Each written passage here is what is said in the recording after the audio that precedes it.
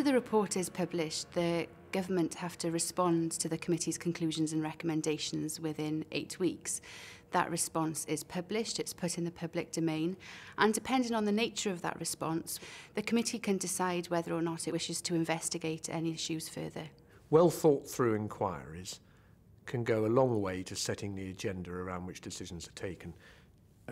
I like to think that the Treasury Select Committee, which I chair, has had a hand in influencing the structure of the legislation for the creation of the new body called the Office of Budget Responsibility. Rather than wait for the government to produce their legislation, we sat down and worked out what we thought it should contain and published a report.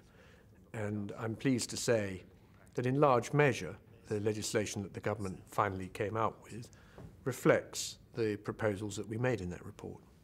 I know that the Treasury Select Committee have raised a number of concerns, one of those being the location of the OBR and also whether the veto over the chairmanship that the Select Committee has will be on the face of the bill.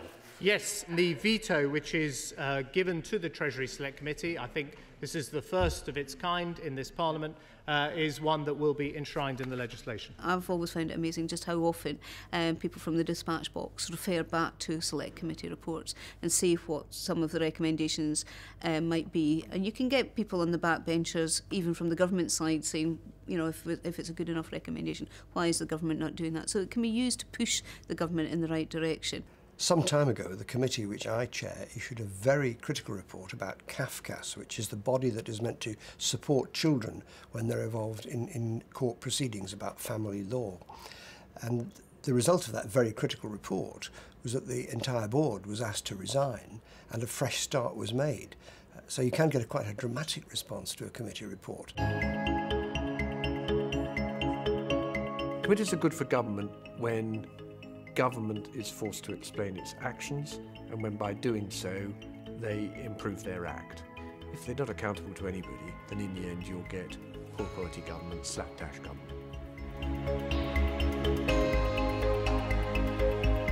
They show the parliamentary process at its best. Thorough, thoughtful, reasoned, not all about political point scoring, really concerned for the real life impact of the laws that we pass in Parliament. A lot of the time there is a rewarding sense that some things are changing because of the work that the committee's done. In terms of the scrutiny of the executive, select committees are vital. I think they do a really important job, and I think Parliament would be poorer without them, and the government might get off the hook easier if they didn't exist.